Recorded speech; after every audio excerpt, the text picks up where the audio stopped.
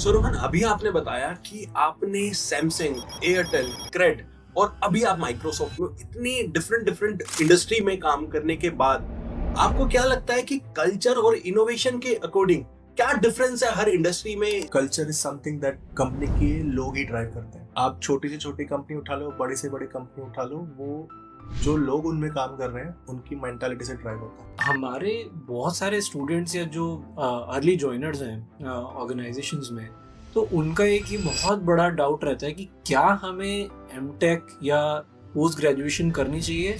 आप इसको crack down कर पाए और आज वो ड्रीम जो सब जीना चाहते हैं आप जी रहे हो। मेरी कोई कंपनी ड्रीम कंपनी नहीं होती, because absolutely corporate relationships.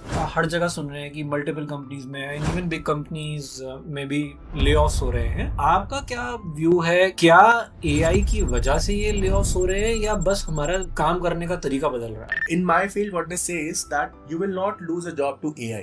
You will lose the job to the person who knows how to use that AI. Hey everyone, आज है हमारे साथ रोहन शाह जो कि करेंटली इंजीनियरिंग मैनेजर हैं एट माइक्रोसॉफ्ट। रोहन के पास 13 प्लस इयर्स का एक्सपीरियंस इन इंजीनियरिंग और उन्होंने companies like Samsung electronics, Cred और एयरटेल डिजिटल जैसी बड़ी प्रोडक्ट कंपनीज में काम किया है।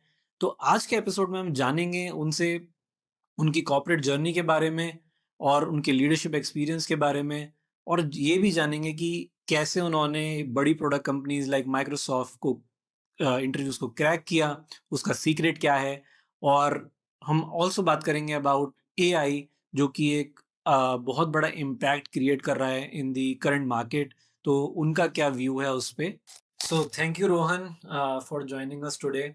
और चलिए शुरुआत करते हैं हमारे पहले सवाल से, जहां हम जानेंगे आपकी जर्नी के बारे में, स्टार्टिंग फ्रॉम बीटेक टिल आपने एक ड्रीम कंपनी में लैंड किया, माइक्रोसॉफ्ट।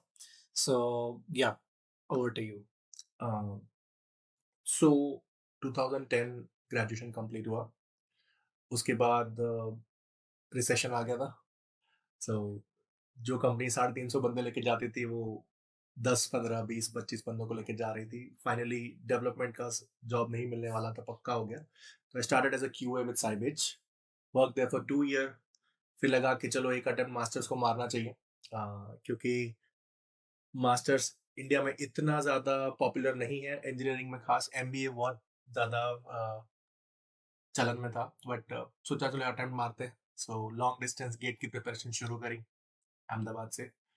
हम 6 दोस्त थे, 6 में से 2 ही लगे, और luckily I got into triple IT Hyderabad. मुझे मेरी कंपनी के बॉस ने बहुत सपोर्ट किया इस काम में, thanks to him. Then Hyderabad से I got company placement from for Samsung, and Samsung में भी मैं 2014 से 2016 रहा। बट सैमसंग में प्रॉब्लम ये हो रही थी कि मुझे मेरा कोई भी काम का रियल वर्ल्ड इम्पैक्ट नहीं दिख रहा था। वहाँ पे इतनी बड़ी कंपनी है, इतने सारे इनिशिएटिव्स है, वहाँ पे प्रोजेक्ट्स इंडिया में बन रहा है तो उसका सिमिलर वर्जन आपका बांग्लादेश में भी बन रहा है, सिमिलर वर्जन अमेरिका में भी बन रहा है, और जो डेवलपमेंट सेंटर उसे ज़्यादा कॉस्ट इफेक्टिव वे में करके दे रहा है उनका ही वर्जन सिलेक्ट हो रहा है, और हमें अगली साल नए काम पे स्टार्ट करना है। सो कोई रियल वर्ल्ड इम्पैक्ट नहीं दिख रहा था। और सैमसंग में it's a Korean based company, very strict in nature. वहाँ पे हाफ डे भी, अगर आप 10 मिनट लेट हो या 1 मिनट भी लेट होते हो आपका स्वाइप, तो हाफ डे लीव्स कट हो जाती थी। सो ठीक है, that's the discipline culture they are trying to inculcate. I like it, help me a lot to become a better engineer, and specially my time management skills were improve. फिर मैंने join किया Junglee games, totally opposite. हम everybody would know Jungly Games is very famous in real money gaming circle.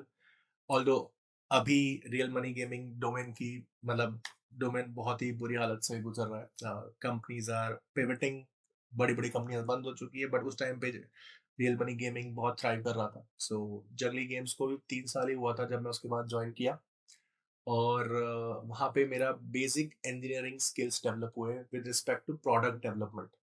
Backend कैसे लिखना है, scale कैसे करना है, रियल वर्ल्ड इश्यूज कैसे आते हैं, और कस्टमर्स की जर्नी कैसे एंड टू एंड ड्राइव करनी है, कैसे आपको रिक्वायरमेंट टू फीचर डेवलपमेंट की लाइफ साइकिल पूरी समझनी है, वो सब कुछ मैं जंगली गेम्स में सीखा। जंगली गेम्स में ऑलमोस्ट 4.25 साल काम करने के बाद I join Cred, famous Kunal Shah startup. Cred में एक कल्चर है कि keep on experimenting and always deliver with the top notch quality, be it uh, more time taking or not, but until you get it right, तब तक आप उसे लाइव मत करिए. So क्रेड में I was there for about 1.5 year. और उसके बाद I was given I got a golden opportunity with Bharti Airtel of becoming an engineering manager. So Bharti Airtel के टाइम पे मेरा वो पहला इंजीनियरिंग मैनेजर एक्सपीरियंस था. I was given a team of about 15 people. वहाँ पे मैंने जो रिवॉर्ड सिस्टम है वो बनाया उनका पूरा. उसे स्केल किया for 450 million users of Airtel. उसके बाद I join Microsoft. There I am right now from last 19 months to be precise. यहाँ पे मैं एक अलग ही तरीके के प्रॉब्लम्स को सॉल्व कर रहा हूँ. वाइल माइक्रोसॉफ्ट के पहले जो भी प्रॉब्लम्स थे वो रियल यूजर इम्पैक्ट इंडिया के डोमेन्स के यूजर्स होते थे, इंडियन प्रॉब्लम सॉल्व कर रहे थे, because none of them were internationalize. यहाँ पे स्केल ही अलग है. यहाँ मैं कंट्री स्केल के सोल्यूशंस बना रहा हूँ और माइक्रोसॉफ्ट में मुझे प्लैनेट स्केल्स के सोल्यूशन बनाने हैं, considering diversity, considering time zone management, और ये सारी चीज़ें बहुत ज़्यादा इम्पैक्ट करती है. सो अल्टीमेटली आप जो सोल्यूशन बना रहे हो वो एक छोटा सा पार्ट होता है of a gigantic planet scale solution.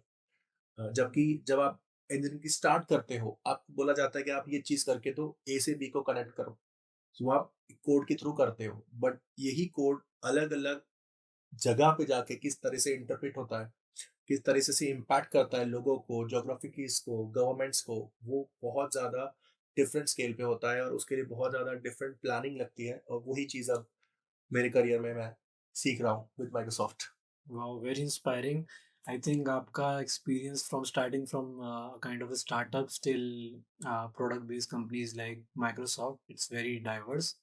So yeah, thank you for sharing that. सो रोहन, अभी आपने बताया कि आपने सैमसंग, एयरटेल, क्रेड और अभी आप माइक्रोसॉफ्ट में इतनी डिफरेंट डिफरेंट इंडस्ट्री में काम करने के बाद आपको क्या लगता है कि कल्चर और इनोवेशन के अकॉर्डिंग क्या डिफरेंस है हर इंडस्ट्री में? स्टार्टअप बेस्ड बात करते हैं क्रेड की, या फिर माइक्रोसॉफ्ट की बात करते हैं जो मतलब एक ड्रीम कंपनी हो सकती है फॉर एनी इंजीनियर? ओके, सो हम कल्चर की बात करते हैं तो culture is something that company के लोग ही ड्राइव करते हैं. आप छोटी से छोटी कंपनी उठा लो, बड़ी से बड़ी कंपनी उठा लो, वो जो लोग उनमें काम कर रहे हैं उनकी मेंटालिटी से ड्राइव होता है. ठीक है. तो अगर मैं कल्चर की बात करूँ तो जो कंपनीज मैंने देखी है उन सब में एक चीज़ कॉमन है. जो भी बंदे हैं वो बहुत ही हाईली मोटिवेटेड होते हैं. उनको कोई प्रॉब्लम दो तो they go and solve it. They have that skill sets जो उन्हें चाहिए वो उनको उनके पास होते हैं या फिर वो डेवलप करते हैं. कुछ बेसिक स्किल सेट्स होते हैं जो बहुत ज़्यादा इंपॉर्टेंट होते हैं, which is that you should be a go-getter, you should be self-motivated, और आपके पास एक ज़ील होनी चाहिए, एक थ्राइव होना चाहिए कि हाँ, मुझे ये प्रॉब्लम मिला है तो मुझे सॉल्व करना है. You need to be brave in taking risks also, because आपको हर बार ऐसा नहीं मिलेगा कि you are sailing in a charted territory always. You will have problems which you have never solved, you never seen, but उस time में आपका एक्सपीरियंस काम करता है और ये चीज़ें आपको सक्सेसफुल बनाती है. इट्स जस्ट दैट कि आपको कभी भी सिर्फ प्रॉब्लम्स के साथ नहीं जाना है. आपके पास एक प्रॉब्लम हमेशा आएगी, बट उसके 4 सॉल्यूशन टेंटेटिव होंगे, हेज़ी होंगे, विज़न नहीं होगा, बट वो आप उसके साथ भी जाओ. क्योंकि आप किसी कंपनी में जाते हो, जैसे मैंने जब करियर स्टार्ट किया और अब मैं मैनेजर हूँ. पहले मैं डेवलपर था, आईसी था, अब मैं मैनेजर हूँ. तो मैंने दोनों साइड ऑफ टेबल देखी है. अब मुझे समझ में आ रहा है कि जो बंदा सिर्फ प्रॉब्लम लेके आता है, उससे ज़्यादा वैल्यू करूँगा मैं उस बंदे को जो मेरे पास सिर्फ प्रॉब्लम नहीं, बस उसके 4 गलत सॉल्यूशन भी लेके आ जाए. ये दिखाता है कि एफर्ट मारने के लिए वो बंदा अब कितना एनर्जाइज्ड है. How much that person is married to that problem so that he is able to think out loudest of the solutions which might not even work, but then एक इंटेंट दिखता है. सो वो इंटेंट को हम value करते हैं. सो ये जो मैं जिन कंपनियों की बात कर रहा हूँ उनमें जो बंदों को मैंने देखा है, मतलब luckily I have got an opportunity to work with multiple folks who are brilliant and excellent. उनमें एक क्वालिटी बहुत अच्छी होती है, which is I am just talking about that वो सिर्फ प्रॉब्लम की बात नहीं करते, वो सॉल्यूशन ओरिएंटेड भी होते हैं. और वो चाहे कितने गलत सॉल्यूशन क्यों ना हो उसको प्रेजेंट जरूर करते हैं, उसको बताते जरूर हैं, ताकि एक एफर्ट दिखता है कि हाँ बंदे में कितनी मोटिवेशन है उस प्रॉब्लम को सॉल्व करने की।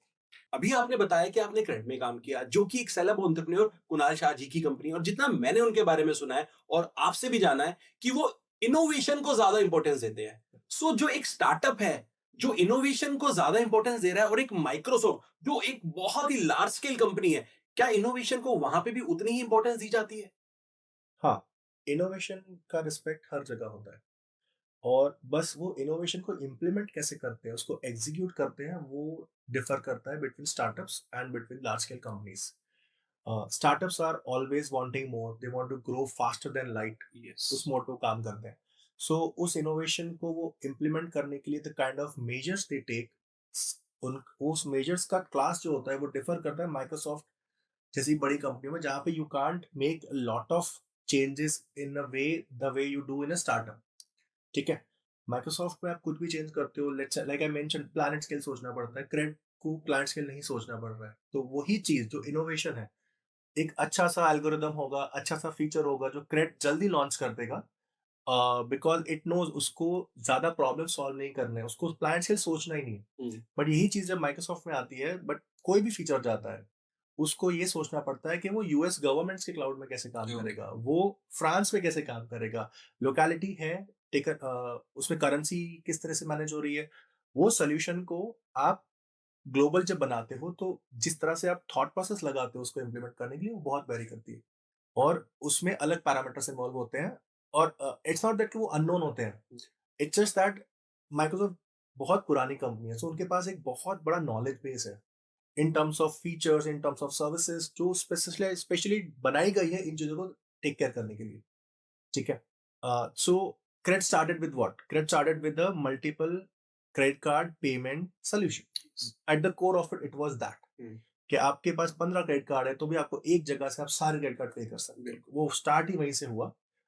और Microsoft started with OS that is doing something that you would do manually first of all. Windows OS की बात करते हैं, DOS की बात करते हैं सबसे पहले, ठीक है। और वो 1975 60, I don't know exact timeline, but तब से बनती हुई सब वो मैच्योरिटी लेवल की आ चुकी है, जो क्रेड में हमेशा मिसिंग रहेगी। तो जो थॉट प्रोसेस है वो थोड़ा डिफरेंट होगा, जो एटीट्यूड है, जो कल्चर है, जो नेचर है, वो वेरी करेगा माइक्रोसॉफ्ट और क्रेड में इस तरीके से। ठीक। तो रोहन, जैसे आपने अपनी जर्नी में बताया कि आपने पहले बीटेक करी, देन आप साइबेज में आए, फिर आपने एमटेक करा। तो हमारे बहुत सारे स्टूडेंट्स या जो अर्ली जॉइनर्स हैं ऑर्गेनाइजेशंस में, तो उनका एक ही बहुत बड़ा डाउट रहता है कि क्या हमें एमटेक या पोस्ट ग्रेजुएशन करनी चाहिए, क्या उसकी वैल्यू है? क्योंकि कुछ लोग बीटेक करके भी आज बहुत सक्सेसफुल हैं, बट उसका क्या इम्पैक्ट है हमारी लाइफ में, या कॉर्पोरेट में उसकी क्या वैल्यू है? तो उसके बारे में हम जानना चाहेंगे। मेरा सब्जेक्टिव पॉइंट ऑफ व्यू इसमें, एज सच मुझे आज तक किसी कंपनी ने मुझसे नहीं पूछा कि आपकी एमटेक की डिग्री क्या है, या फिर आपने एमटेक के बेस पे मुझे कोई प्रोजेक्ट मिला हो या नहीं मिला हो, ऐसा मेरे साथ आज तक नहीं हुआ। बट कॉलेज मैटर्स, आपका एलुमनाई मैटर करता है। आपको अगर अच्छे कॉलेजेस हैं, आप अच्छे कॉलेजेस क्यों अच्छे हैं? सो हम क्यों बोलते हैं कॉलेजेस के अच्छे हैं? Because they have a legacy. उनकी एलुमनाई का नेटवर्क इतना स्ट्रांग है कि वो आपको प्लेस कराने में हेल्प करते हैं। लेट्स से जॉब लॉस होता है तो भी आप एलुमनाई नेटवर्क में जाते हो, और आपका एलुमनाई नेटवर्क अच्छा होगा तो आपको बहुत ज़्यादा हेल्प मिलेगी to get to a new opportunity. ठीक है, और वहीं जो हम बुरे कॉलेजेस बोलते हैं, बुरे इसलिए होते हैं, बुरे लगाना गलत वर्ड होगा, बट जो नए कॉलेजेस हैं उनकी लेगेसी मिसिंग होती है। कॉलेजेस में आप और मैं बहुत पैसा इन्वेस्ट करते हैं, बहुत टाइम इन्वेस्ट करते हैं, बच्चे कोर स्किल सीखते हैं।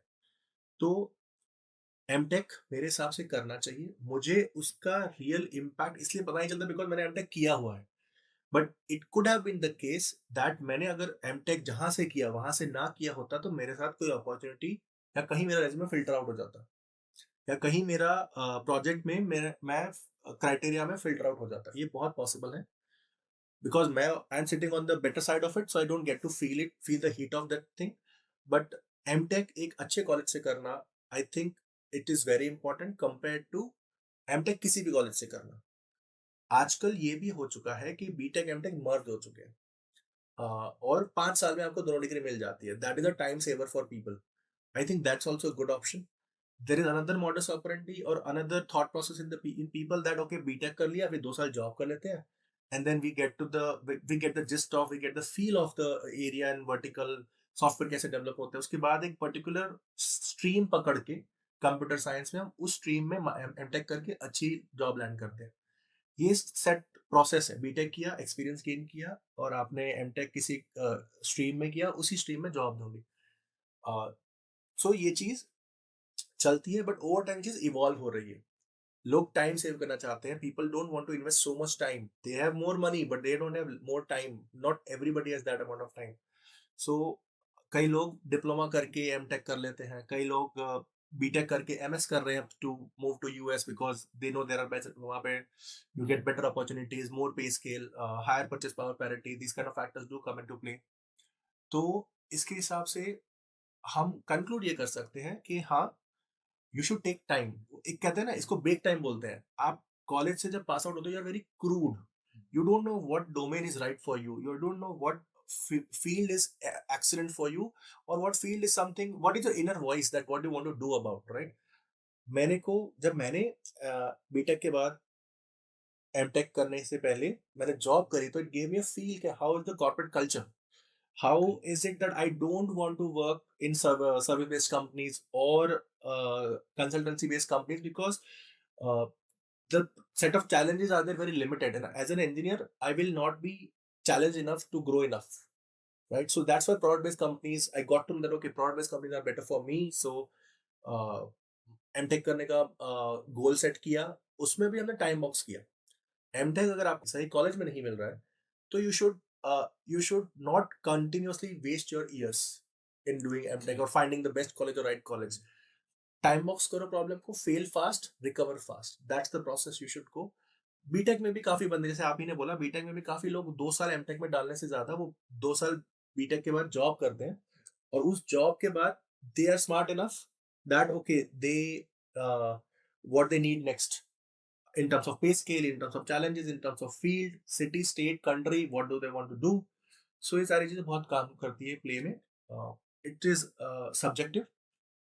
आपको जो आपकी अपॉर्चुनिटी है उसे सही से इवैल्यूएट करके take the best call. Nothing is absolutely right और nothing is absolutely wrong. I think आपने सही कहा है कि एक चीज़ बहुत इम्पोर्टेंट है, जो हमने अपने पुराने पॉडकास्ट में भी बताया है, कि आप एक बार अपने कॉर्पोरेट जर्नी स्टार्ट करो, and then I think for example कि किसी को, क्योंकि जब आप कॉलेज में होते हो तो यू कैन नॉट गारंटी कि आपको एक पर्टिकुलर लाइन मिलेगी. लेट्स से अगर मुझे मशीन लर्निंग में जाना है, तो ज़रूरी नहीं है कि मुझे मशीन लर्निंग ही मिले, करेक्ट. बट आपको एक पोस्ट ग्रेजुएशन वो अपॉर्चुनिटी देगी Yeah. कि आपको जिस फील्ड में जाना है आप उसको परस्यू कर सकते हो. But the important thing is कि आप कॉलेज कौन सा चूज कर रहे हो, क्योंकि उसका वैल्यू या उसका इम्पैक्ट आपकी आगे की जर्नी में, कॉर्पोरेट जर्नी में बहुत ज्यादा होगा. करेक्ट. सो रोहन, हर इंजीनियर का एक सपना होता है कि प्रोडक्ट कंपनीज में काम करना, जैसे माइक्रोसॉफ्ट हो गया, गूगल हो गया या क्रेड हो गया. सो आपने इन कंपनीज के लिए कैसे प्रिपेयर किया था, या आपकी पर्सनल मंत्रास या स्ट्रेटजीज कैसे थी, या क्या थी जिससे आप इसको क्रैक डाउन कर पाए और आज वो ड्रीम जो सब जीना चाहते हैं आप जी रहे हो? ये थोड़ा ज्यादा हो गया कि ड्रीम जी रहा है. अच्छा. But because we need to ground certain feelings, because कभी कभी ना हम ओवरबोर्ड हो जाते हैं. We need to calculate and recalibrate. So मेरा पर्सनल ये नहीं रहा कभी कि मैं कोई भी ड्रीम कंपनी में जॉब करूँ. मेरी कोई कंपनी ड्रीम कंपनी नहीं होती, बिकॉज एब्सोल्युटली कॉर्पोरेट रिलेशनशिप्स. सो मेरा एक लॉजिक ये रहता है कि I always keep my self ready with what is happening outside of my company with respect to interview and processes of interview. किस तरह से interview हो रहे हैं. So I always keep giving interview. This is very very contrary to what everybody is doing. मेरे 2-3 principles हैं जो मैंने over the time, the 13 years of experience, मैंने कुछ चीजें solidify करी है the way I look at any job opportunity. One is I never prepare for any interview. Okay. Because there is no amount of preparation is enough. Interviewer आपसे ज्यादा ही experience वाला है, he is always ready with that one question that you didn't went through. Okay?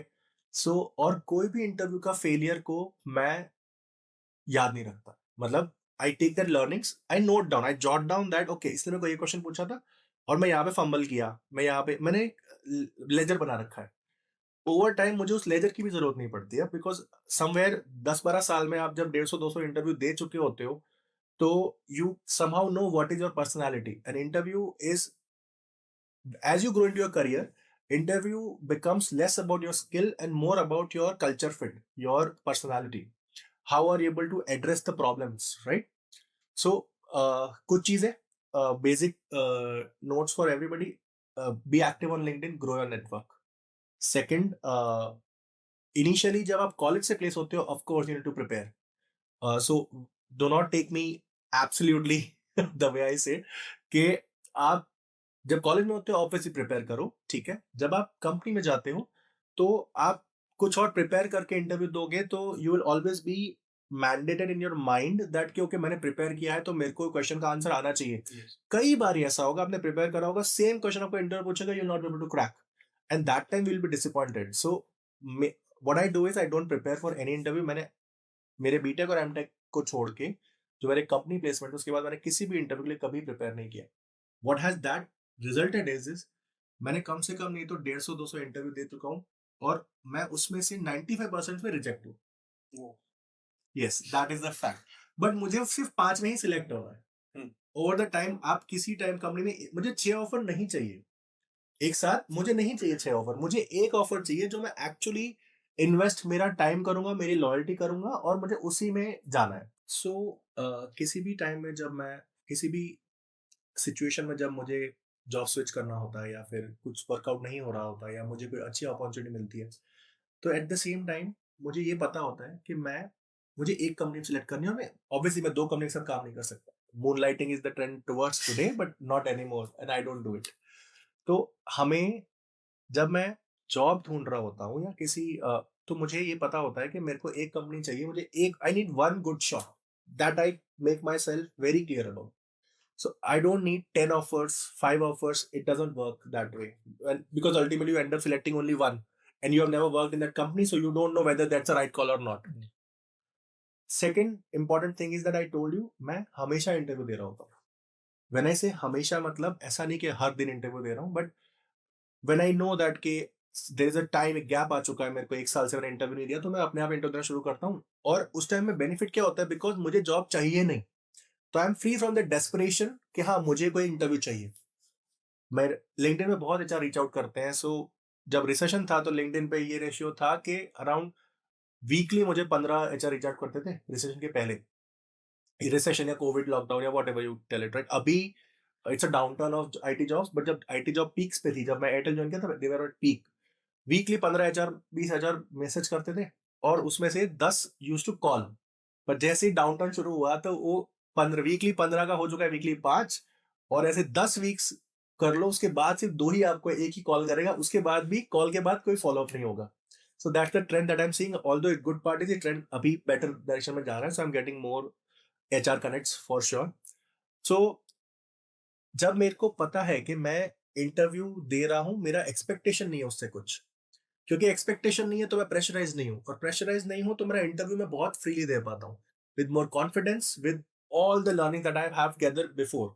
और मैं fail भी होता हूँ अगर उस इंटरव्यू में, तो मुझे पता है कि मैंने प्रिपेयर तो किया नहीं है, मैंने इन्वेस्ट किया नहीं था, तो मुझे डिमोटिवेशन फील नहीं होता। I am just on to next.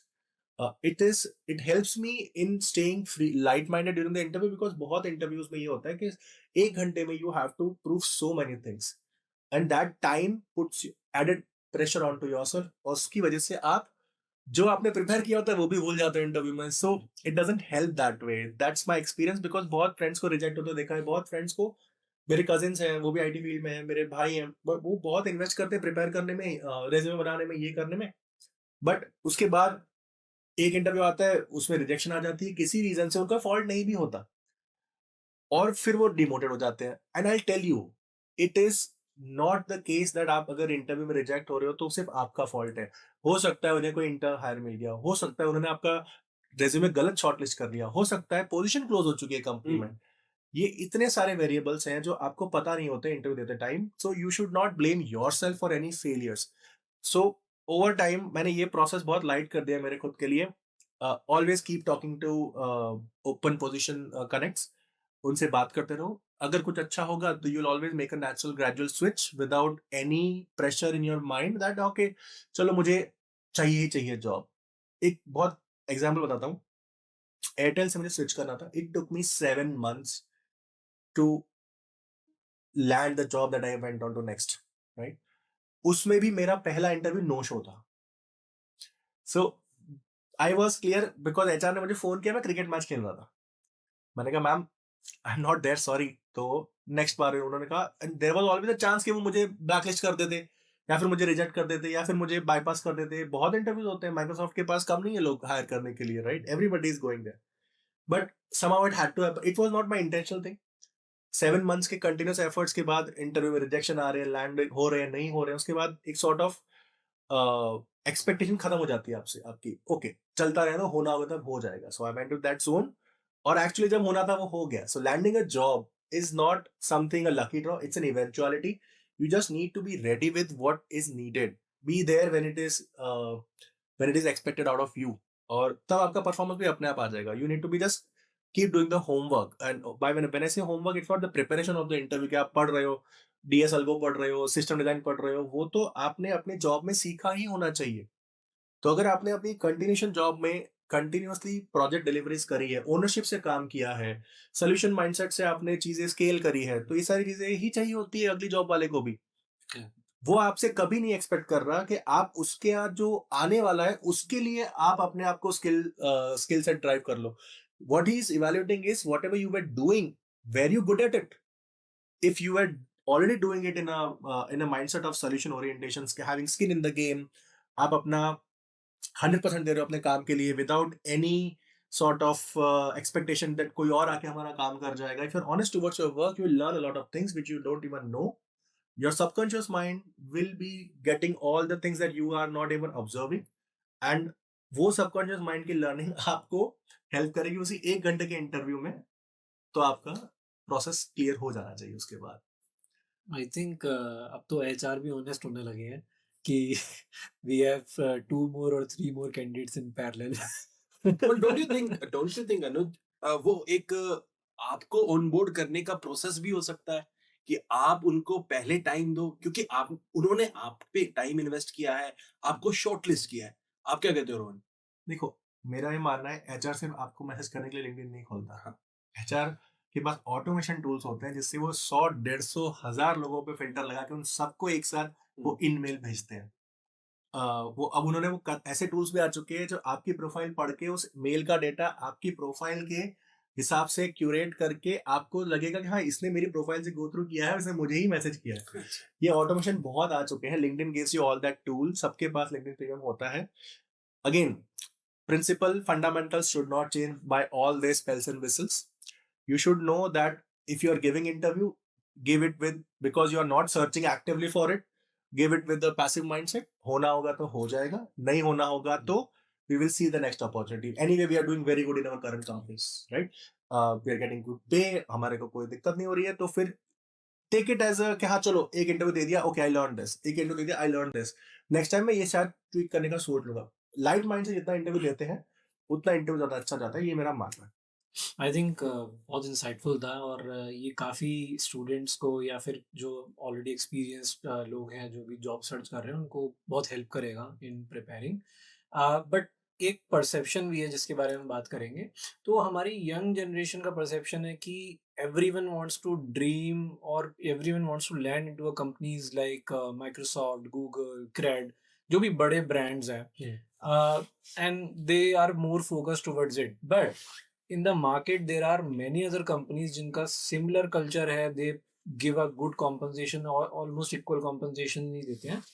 तो इसके बारे में आपका क्या थॉट है कि क्या ये जो हमारा फोकस है this should be on this companies like big companies, या फिर हमें और थोड़ा एक्सप्लोर भी करना चाहिए मार्केट में about other companies which are equally better?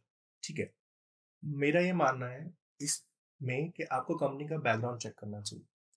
Company का रिसेंट ले ऑफ्स कितना है, कंपनी का फाइनेंशियल परफॉर्मेंस कैसा है, company is it profitable or not in the work that they are doing, उनका डोमेन कितना सेफ है, talk about real money gaming, dream 11 बंद हो गया, जंगली गेम्स बंद हो गया, तो this all boils down to first job security. किसको माइक्रोसॉफ्ट क्यों जाना है? Because they have been there in that game from last 50+ years। हमने दिस ईयर भी celebrated Microsoft 50 this time. Okay, तो 50 साल से कंपनी है, तो ये गारंटी है कि वो कल बंद नहीं होगी, right? So this is the attraction towards this companies, जो हर साल अपने आप को प्रूव करते आए हैं। उनकी probability to prove themselves for in coming years is way more than the ones those are just starting to prove themselves. This applies to all the companies working in any particular domain. आप insurance में भी उसी insurance company के पास insurance policy लोगे जो जिसका claim settlement ratio ज्यादा है, जो LIC में से लोगे आप। क्यों? सालों साल से चल रही है, गवर्नमेंट बैक्ड है। गवर्नमेंट जॉब्स की बात करते हैं, क्यों? रिस्क नहीं है, जॉब सिक्योरिटी मैक्सिमम है। There is nothing like performance based pay increment. हर साल 6 पे कमीशन, 7 पे कमीशन आ जाता है, जिससे आपको इंक्रीमेंट मिलता है। बहुत सारे कंपोनेंट्स हैं। Ultimately, what you want is, as an individual, that you want your returns to be secured for the efforts that you put in that company. आप किसी लाला कंपनी में जाओगे, आपको पैसा टाइम पे नहीं मिलेगा, आपको सैलरी टाइम पे नहीं मिलेगी। बहुत सारी कंपनीज ने नोटिस किया है, और इंडिया में बहुत सारी कंपनीज ने GCCs ओपन कर रहे हैं। सो होता क्या है कि जैसे IT में बूम आया, बैंगलोर में एक टाइम पे 50+ सिर्फ लॉन्ड्री की स्टार्टअप्स थे। हर एक डोमेन अपने टाइम पे जब कुछ इनोवेशन होता है, एक इन्फ्लक्स पॉइंट आता है, उसके बाद एक सर्च से पास होता है। उस टाइम पे बहुत जॉब होती है, बहुत पॉजिटिव सेंटिमेंट होता है सब जगह पे, और सब लोग स्टार्टअप्स खोलना चाहते हैं। Similar to .com boom that happened in 1999। ठीक है, अब IT में वो बूम आ गया, सबने देखा कि स्टार्टअप खोल के बहुत सारे वैल्यूएशंस मिल रहे हैं, इंडिया में बहुत सारे वेंचर फंड्स इन्वेस्ट कर रहे थे। बट ओवर टाइम सस्टेन वही करता है जो कोर प्रिंसिपल्स को अडियर करता है। कम पैसा बर्न कर रही है कंपनी, प्रॉफिटेबिलिटी की तरफ सोच रही है, and now investors are looking for their returns. Everybody is becoming transactional because ultimately that's the goal. So अगर कोई बंदा कंपनीज को इवैल्यूएट कर रहा है, तो उसको ये देखना है कि is he going to get the maximum ROI for the effort that he's going to put in terms of security, in terms of the amount that is getting for his money, for his efforts, or in terms of the work that he's going to do, is he feeling challenged enough? वरना satisfaction नहीं होगा। So तीन चीजें हैं जो मेरे हिसाब से important है। The compensation that you are getting for the work that you are doing, the satisfaction that you are getting for the same work that you are doing, it should be belonging to your liking, skill sets, hobbies, and the security part। ये तीन चीजें important matter करती हैं, और जो company इन तीनों में substantially good कर रही है आज की डेट में, चाहे वो 50 साल पुरानी कंपनी हो, या वो 10 साल पुरानी कंपनी क्यों ना हो, या फिर वो अभी अपने डोमेन की टॉप कंपनी हो, भले 3 साल से कर रही है, बट वो इतना अच्छा कर रही है, वो एक टॉप लेवल पे जा चुकी है। तो you should evaluate that way कि what is your priority, whether you want shine and glow, join the company that is topper in the last 3 years. Whether you want a stability secure thing, go with the 50-year one. If you want to go something with the middle part, take the one that is there from last 10 years. But ultimately, what matters is what you are getting out of it and how much you value that. Yeah, I think rightly said कि हमारी एक strategy होनी चाहिए evaluation की, rather being just going on a name. हमारी एक strategy होनी चाहिए किसी भी कंपनी को सिलेक्ट करने की। तो आई थिंक या that's a good point. Name should be a one factor to your overall formula of getting which company you want to join.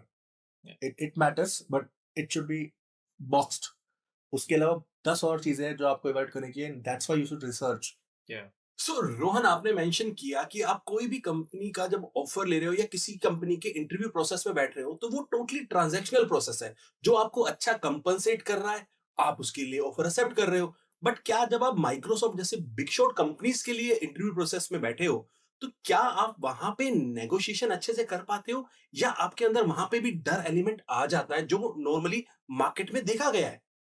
Okay, इसका सिंपल आंसर जैसे कि मैंने पहले भी बोला, एक ट्रांजैक्शनल रिलेशनशिप है, और इस बात का बहुत बड़ा फर्क पड़ता है कि आप कितने लोगों से compete कर रहे हो। नेगोशिएशन का पावर आपके पास है या आपके सामने वाले इंसान के पास है, उस पर डिपेंड करता है कि कितने लोग उस पर्टिकुलर अपॉर्चुनिटी के लिए compete कर रहे हैं। जब करियर के स्टार्ट में होते हो, तब बहुत लोग compete कर रहे होते हैं, परहैप्स इन थाउजेंड्स। तब आपके पास वो पावर नहीं होती है, complete authority, complete one side game होता है HR के साइड पे। So you hold less powers in terms of negotiations. मैं एग्जांपल देता हूँ, जब मैं क्रेड जॉइन किया तो मेरे पास क्रेड के ऑफर से 25% मोर पे करने वाली एक स्टार्टअप भी थी। But because I know what kind of a brand I will get with Cred, मैंने क्रेड की उन्होंने मेरा डेज़िग्नेशन भी कम कर दिया, मेरा पे स्केल भी कम कर दिया। बट मेरी पे इट वाज़ जस्ट मेरा ये था कि मेरे को जो पहली कंपनी में मिल रहा है, जंगली में जो मिल रहा था उससे ज़्यादा मिले, वो उससे फिर भी ज़्यादा था। बट मेरे जो बेस्ट ऑफर था उससे 25% कम था। इसीलिए मैंने वो फिर भी क्रेड जॉइन करी, because Cred itself brings that much of liking for me. मुझे ज़्यादा पसंद है क्रेड में जाना, because it was my dream company back then. अब आते हैं अभी के टाइम पे, जैसे अभी मैं डील कर रहा हूँ किसी कंपनी से, मैंने एक चीज़ नोटिस करी है ओवर द इयर्स कि how it is best for me to negotiate. जैसे ही कोई एचआर मुझे रीच आउट करते हैं for X and Y opportunity in X and Y company, मैं उनसे, जैसे वो मुझसे पूछते हैं मेरा एक्सपेक्टेड क्या है, मेरा करंट क्या पे स्केल है, मैं उनसे ही पूछता हूँ कि आपका कंपनसेशन रेंज क्या है। Lot of companies do tell that out, they don't tell that out, ये भी होता है। तब आप बोल सकते हो कि मैं तभी अपफ्रंट बोल दूं, डजंट मैटर द कंपनी, छोटी है बड़ी है, आपने तो एक सीट पे जाके लैपटॉप पे ही काम करना है, कुछ एक्स्ट्रा पर्क मिल जाएंगे, कुछ एक्स्ट्रा फैसिलिटीज मिल जाएंगी, एक और वाई कंपनी में कोई एक लोकेशन पे होगी, कोई दूसरी लोकेशन पे होगी। अ, आपको आप as a variable of that function कितना इम्पैक्ट ला रहे हो, it is only up to you. So आपको आपके नेक्स्ट अपॉर्चुनिटी से क्या चाहिए, इसकी आपको क्लैरिटी होनी चाहिए।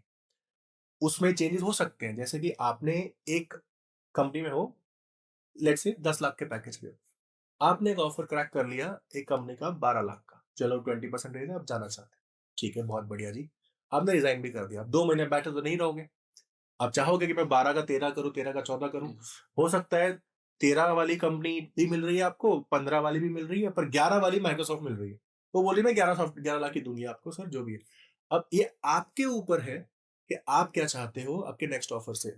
आपकी जब आप पहला कॉल आता है तब आप ऑफर माइक्रोसॉफ्ट को बोल दो कि आप, मेरा 12 लाख रुपए का ऑफर है मेरे पास, आप मेरे इंटरव्यू तभी कंडक्ट करिए जब आप मुझे 12 लाख से ज्यादा दे पाए। तो जब आप ये पहले ही एचआर से क्लियर कर लेते हैं कि भैया मेरे पास ये मेरा करंट कंपनसेशन है और आप मुझे इससे ज्यादा देने वाले हो, तो ही मेरा इंटरव्यू कराइए, क्योंकि ये आपको पता है कि आपको क्या चाहिए। चलो आपके पास ऑफर आ गया, अब आपको पता है आपको 12 तो मिलने ही वाला है, रिजाइन करके बैठे, आपके 2 महीने फ्री नहीं बैठना। आप माइक्रोसॉफ्ट हो या फिर वो यूएस गवर्नमेंट हो, इंडियन गवर्नमेंट हो, आप बोल दो कि भाई मेरे को 12 लाख का ऑफर है, अगर आप इसे मैच कर सकते हैं या इस पे 10% ज्यादा दे सकते हैं, तो ही आप मेरा इंटरव्यू भी कंडक्ट करिए। आप उन्हें इसी चीज को बहुत ही पोलाइटली, बहुत ही प्रोफेशनल तरीके से कम्युनिकेट कर सकते हैं। तो और it is very open also, because ये टाइम बचाता है, ये एफर्ट बचाता है, ये और दोनों साइड बचाता है। HR will appreciate this when you make it very clear what is your expectation. When expectations are match just before the start of the process, everybody is happy at the end. If it is not a positive transaction, चलो आप नहीं जा पाए, well and good, interview का time बचा, HR का time बचा, process का टाइम बचा, आप किसी और पे फोकस कर पाओगे, किसी और पर फोकस कर पाओगे। So that way become free from how big the company is, how small the company is. Again, जैसे मैंने बहुत सारे क्वेश्चंस में आपको आंसर ये बोला कि you should be having a clear idea of what you want from your current company, from your next opportunity, like that. या आई थिंक नेगोशिएशन एक आर्ट है, और हर किसी का आई थिंक डिफरेंट एस्पेक्ट होता है नेगोशिएशंस के साथ। बट या आई थिंक आपने राइटली चीज़ बोली कि अगर हम बहुत ओपन रहेंगे when we are initial discussions में ही, तो आई थिंक वो हमें हेल्प आउट ही करेगा इन फिल्टरिंग आउट द कंपनीज या हमें कहाँ पे जाना है। करेक्ट, ये चीज छुपाना कि हाँ मेरे पास 4 ऑफर है, मैं किसी को बताऊंगा नहीं, ये चीज शॉर्ट टर्म में हेल्प करती है, लॉन्ग टर्म में this all gets fizzled out. आप जितना ओपन रहोगे, आपको अपॉर्चुनिटीज उतनी ही ओपन कल्चर वाली मिलेगी, and you will see over the time that it is not impacting you. यहाँ 5 ऑफर करके बैठे हो, फिर भी 16वां ऑफर लेने जा रहे हो, it is just burning yourself out. ये या आपको ज्यादा हेल्प नहीं कर पाएगा। तो चलते हैं हमारे सबसे हॉट एरिया की तरफ, जो बात करता है एआई की, और हर जगह आई थिंक आज एआई की बात हो रही है। तो जब हम देखते हैं एआई का इम्पैक्ट, और हम आज हर जगह सुन रहे हैं कि मल्टीपल कंपनीज में एंड इवन बिग कंपनीज में भी ले-ऑफ्स हो रहे हैं। तो आपका क्या व्यू है कि क्या एआई की वजह से ये ले-ऑफ्स हो रहे हैं, या बस हमारा काम करने का तरीका बदल रहा है? ठीक है, मेरा एक डिफरेंट थॉट प्रोसेस है इस चीज में। एआई का जो बूम आया, उसके जस्ट पहले, जब एआई का बूम नहीं था, एआई रिलेटेड इन्फ्लक्स नहीं था, टूल्स का, यूटिलिटीज का, एल्गोरिदम्स का, तब IT sector was going through a startup boom. You can say that startup bubble. You can say everybody was getting funding. Everybody was getting startup to $1 million, $1 billion valuation. सब कुछ सबको मिल रहा था. But हाँ, we have an example of Ola. Ola start हुई अभी भी है, बट उसका वैल्यूएशन में बहुत बड़ा डिक्रीमेंट हो चुका है. सो बिकॉज ये वैल्यूएशन का बहुत ज्यादा इन्फ्लक्स आया, बहुत पीक कर गया, तो हर कंपनी के पास पैसा था. हर वेंचर कैपिटलिस्ट सबको पैसे दे रहा था, सब कंपनी को कोई आइडिया पसंद आया दे दिया, मतलब यही थॉट चल रहा था. तो उन सारी कंपनी ने इन्फ्लेटेड सैलरीज पे अच्छी अच्छी कंपनी से 2-2, 3-3 गुना पैसे देकर सबको हायर कर लिया. So all of them were having very heavy belly of extra resources, extra initiatives, which were not चलो कहीं तो ये चीज सेटल डाउन होती और कंपनीज लीन होना चाहती, बिकॉज बहुत सारे आइडियाज फिजल आउट हो जाते हैं.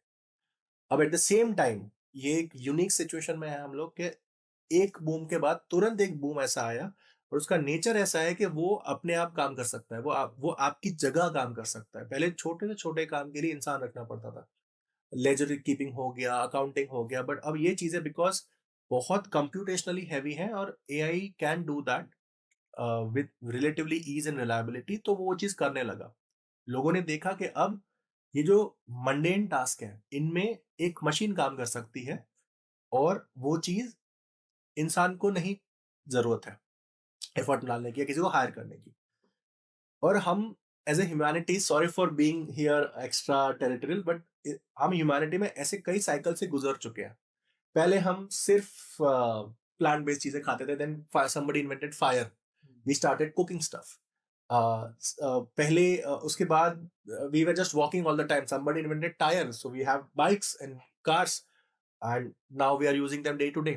AI is just something like that. कोई भी बंदा जो जॉब कर रहा है उसकी जॉब इसलिए नहीं जाएगी कि AI ने उसकी जॉब कर ली. So in my field, what they say is that you will not lose a job to AI. You will lose the job to the person who knows how to use that AI. Yeah. Right? It is a so much correct statement to make over here. That's why जैसे हम coding सीखते हैं, coding के बिना भी काम होता था पहले. एक्सेल सीखते हैं, एक्सेल के बिना भी लोगों ने अपने बिजनेसेस ग्रो करे, बट आज उनके बिना ग्रो करना इम्पॉसिबल है. सो AI is just another tool for you to get your stuff done faster, do more in less and less time. Take it that way. जब तक आप इस थॉट प्रोसेस से आप AI को लोगे तब तक आपकी जॉब खतरे में नहीं. Embrace AI. It is not somebody who is going to sit on your desk and get paid for the work that it is doing. It just needs electricity and it will do something that is very much mundane in task, very much linear in nature. वो कर देगा जो आपका सिर्फ time लेता था, intelligence नहीं लेता था, वो काम वो कर देगा. जो आपका इंटेलिजेंस लेता है वो काम अभी भी आप ही करो. Yeah. और वो चीज आपको रिलेवेंट बना के रखेगी. So you have to keep on developing your skill sets, your problem solving, उस पे काम करके फोकस करते रहिए और AI को एक को पार्टनर की तरह ट्रीट करिए जो आपके लिए वो सारी चीजें कर रहा है जो ऑलरेडी सॉल्व हो चुकी है. No, I think rightly said कि AI एक स्किल है जो हम सबको इनकलकेट करनी चाहिए, Correct. ना कि हमें उससे डरना है. Yeah. क्योंकि it's a immediate need now. Yeah. क्योंकि आज हम वही बात करते हैं कि एक स्प्रिंट हुआ करती थी जो कि ऑलमोस्ट 3 वीक्स 4 वीक्स की होती थी, और आई थिंक वो आज कट डाउन होकर 1 वीक हो रही है क्योंकि हम AI को बीच में ला रहे हैं और हम उस काम को और एफिशिएंटली कर रहे हैं. सो आई थिंक हम हमारी जो ऑडियंस है उसके लिए भी आई थिंक यही मैसेज है कि हमें AI से डरना नहीं है, बट हमें AI एज अ स्किल हमारे रेज्यूमे में ऐड करनी है. करेक्ट, वेरी राइटली से.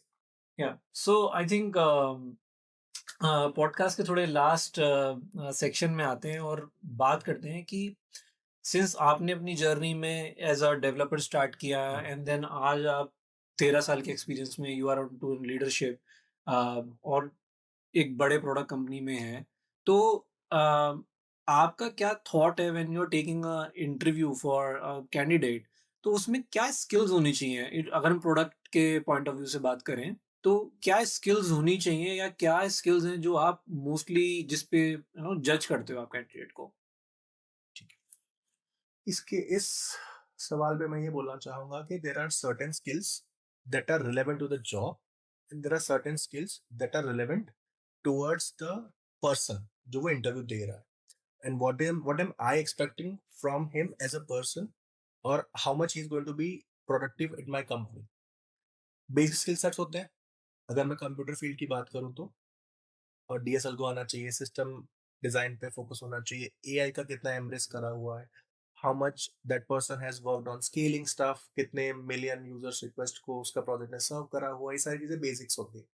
मतलब उसने अभी तक अपने करियर में कितना प्रॉब्लम सॉल्व किया है with respect to real user experience. ये चीज़ हम इंटरव्यू में चेक कर सकते हैं बहुत ही आराम से, एक क्वेश्चन देख के, जिसमें हमें समझ में आ जाता है कि हाँ, उसको कितनी फ़ैमिलियरिटी है with respect to all the tools that he has explored, that I am expecting him to leveraging when he joins my company. एक होता है प्रॉब्लम, कुछ होते हैं personal skills, how much that person is good in communication.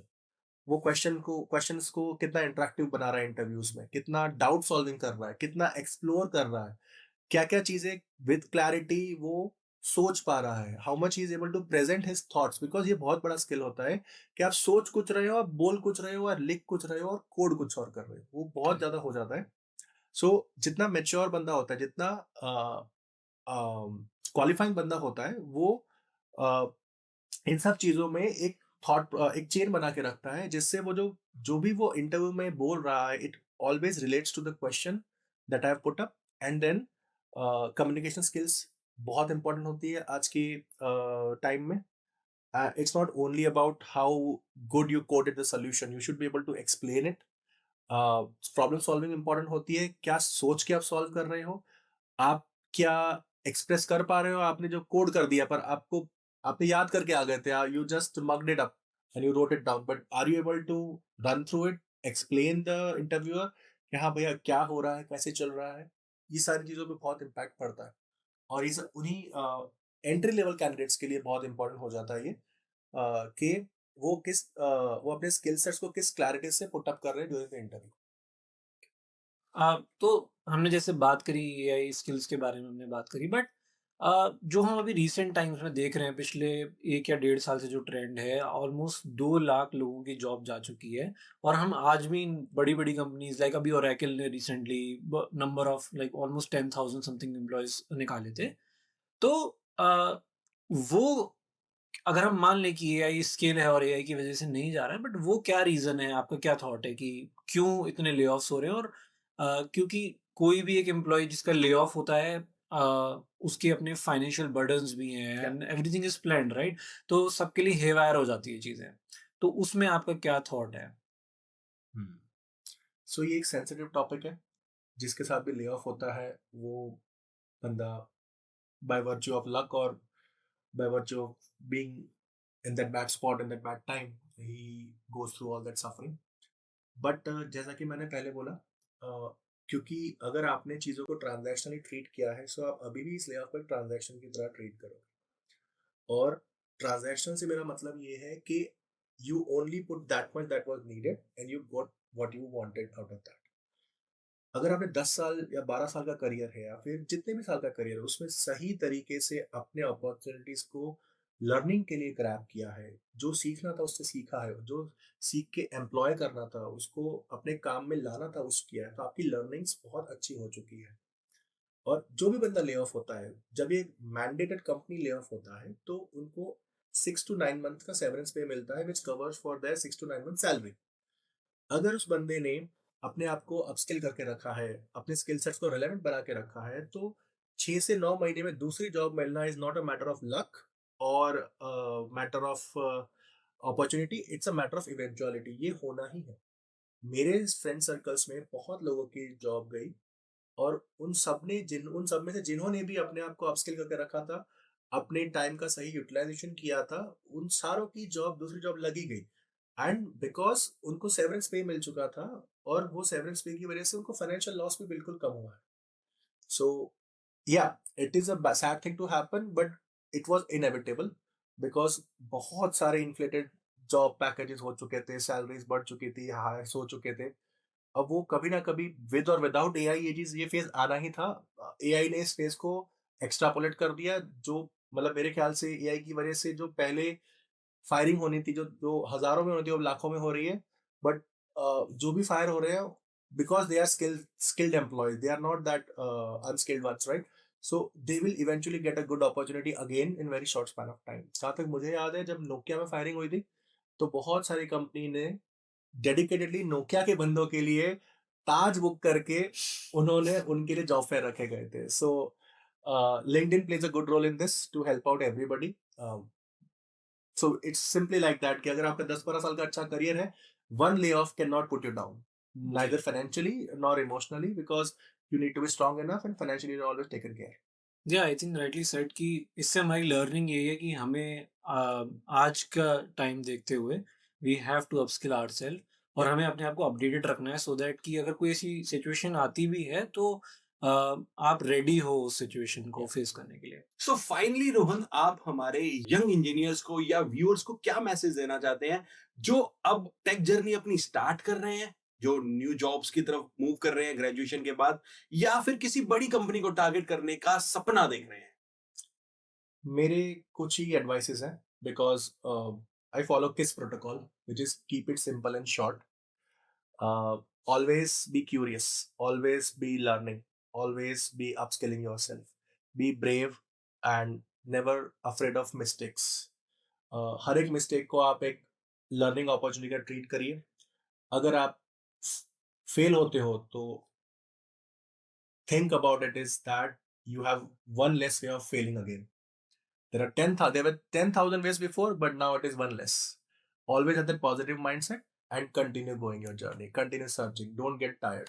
ये चीज रखोगे तो ले ऑफ्स हो गया, एआई से हुआ, या स्टार्टअप बंद हो गई, सीईओ ने फ्रॉड कर दिया, बहुत चीजें होती है.